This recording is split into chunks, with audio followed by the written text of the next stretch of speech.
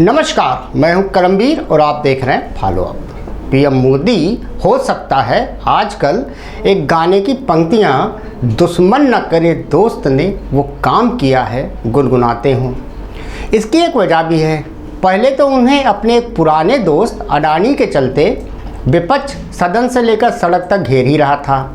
अब एक और दोस्त पूर्व राज्यपाल सतपाल मलिक इन दिनों यूट्यूब चैनल से लेकर द वायर तक को अपना इंटरव्यू देकर भ्रष्टाचार से लेकर पुलवामा अटैक के जरिए मोदी पर चुनावी लाभ लेने का दावा कर रहे हैं। मतलब मोदी जी की कुंडली में हाल फिलहाल तो सारे ग्रह ठीक ठाक नहीं ही बैठे हैं, तभी तो बैठे ठाले कोई ना कोई बवाल विश्व गुरु के कंधे पर बेताल बनकर लद ही जाता है। अब ऐसे में 56 इंच के सीने वाले फकीर प्रधान सेवक को भी इन दिनों सियासी मंचों से विजन और विकास की बातों से ज़्यादा खुद के बचाव, दीनहीन और जनता की कृपा के आंचल का सहारा लेकर बोलते सुना जाने लगा है।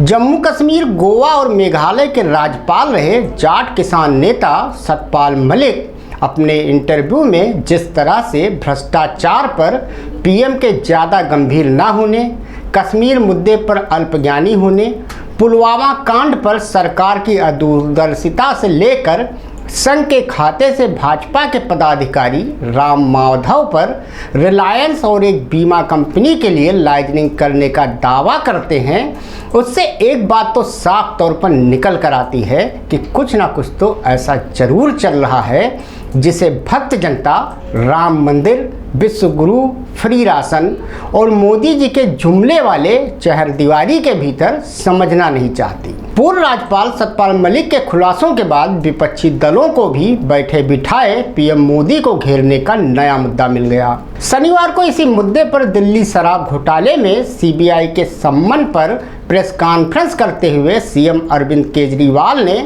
सतपाल मलिक के दावों के हवाले से पीएम मोदी को भ्रष्टाचार के मुद्दे पर घेरने की कोशिश की।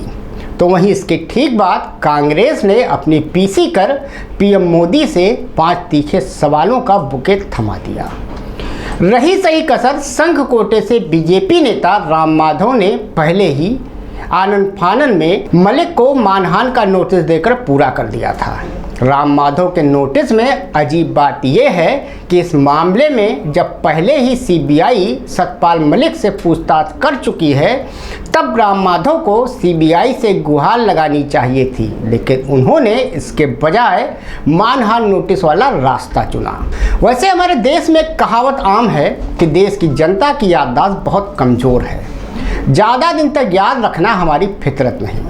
तो कुछ दिन में यह मुद्दा चंद अखबारों के फाइल कापी में दबकर रह जाएगा।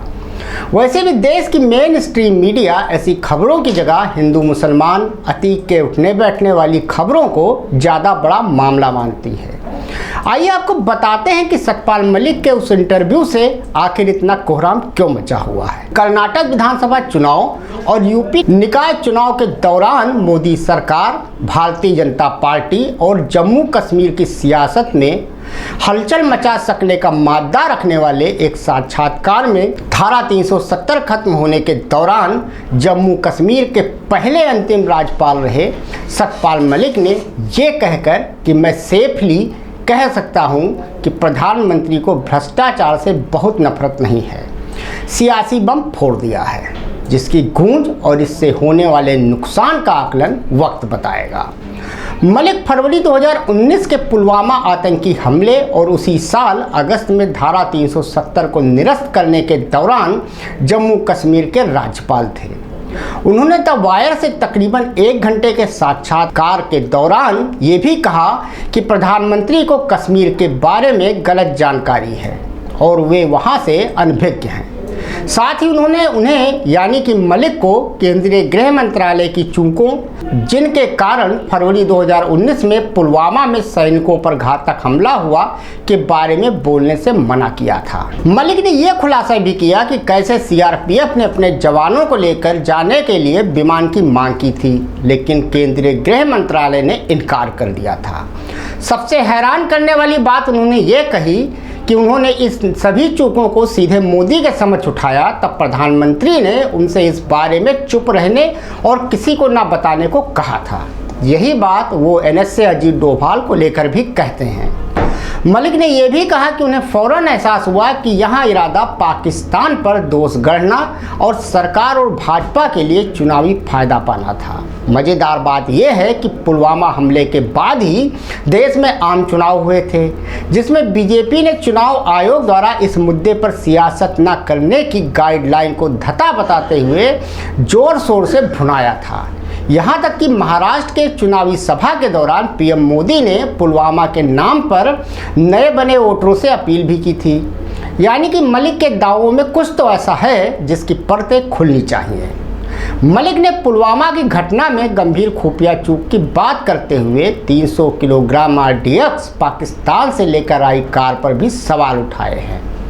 उन्होंने अपने को फकीर और सबसे मेहनती प्रधानमंत्री के तौर पर पेश करने वाले पीएम मोदी को अपने में मस्त रहने वाला भी बताया। मलिक ने यह भी कहा कि राष्ट्रपति द्रौपदी मुर्मू द्वारा की गई सभी नियुक्तियों की वास्तव में पीएमओ द्वारा जांच की जाती है। उन्होंने कहा कि जब वह राज्यपाल थे तब राष्ट्रपति द्वारा की गई नियुक्ति को ऐन वक्त पर तब रद्द कर दिया गया था जब वह राष्ट्रपति भवन के रास्ते में थे। मलिक ने सरकार पर थर्ड क्लास लोगों को राज्यपाल नियुक्त करने का आरोप भी लगाया। अब वो राज्यपाल कौन से हैं जिन्हें मलिक थर्ड क्लास कह रहे हैं, इसके बारे में खुद मलिक ही बता सकते हैं। इस इंटरव्यू के बाद आनंद फानन में राष्ट्रीय स्वयंसेवक संघ यानी RSS के नेता राम माधव ने जम्मू कश्मीर के पूर्व राज्यपाल सतपाल मलिक को उनकी टिप्पणी के लिए मानहानि का नोटिस भेज दिया। इस इंटरव्यू में मलिक ने राम माधव पर आरोप लगाया था कि माधव ने स्वास्थ्य बीमा योजना के सौदे में उन्हें प्रभावित करने का प्रयास किया था, जिसमें 300 करोड़ रुपए की रिश्वत शामिल थी।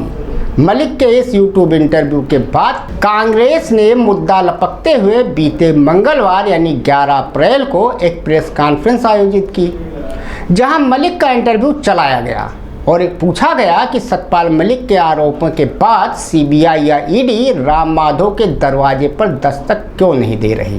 प्रेस वार्ता के दौरान कांग्रेस प्रवक्ता पवन खेड़ा ने कहा था कि CBI ने अपने मुख्यालय में पूर्व राज्यपाल मलिक से खुलकर पूछताछ की थी, लेकिन राम माधव को अब तक पूछताछ के लिए क्यों नहीं बुलाया गया।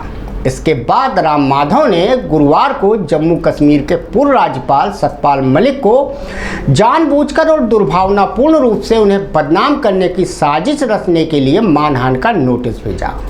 गौरतलब है कि सितंबर 2022 में मेघालय के राज्यपाल पद से सेवानिवृत्त हुए सतपाल मलिक केंद्र की भाजपा सरकार पर जब तब निशाना साधते रहते हैं।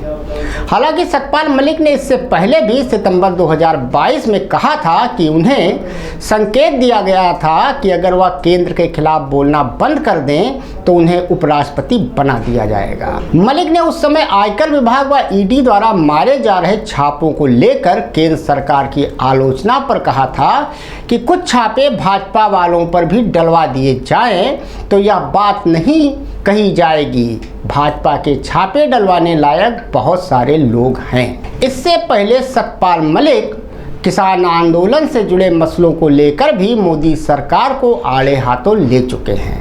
अगस्त 2022 में ही उन्होंने कहा था कि MSP लागू न करने के पीछे प्रधानमंत्री मोदी का दोस्त अडानी है। अब आप खुद सोचिए कि सतपाल मलिक ने जितने दावे किए हैं उनके पीछे की सच्चाई क्या हो सकती है। धन्यवाद।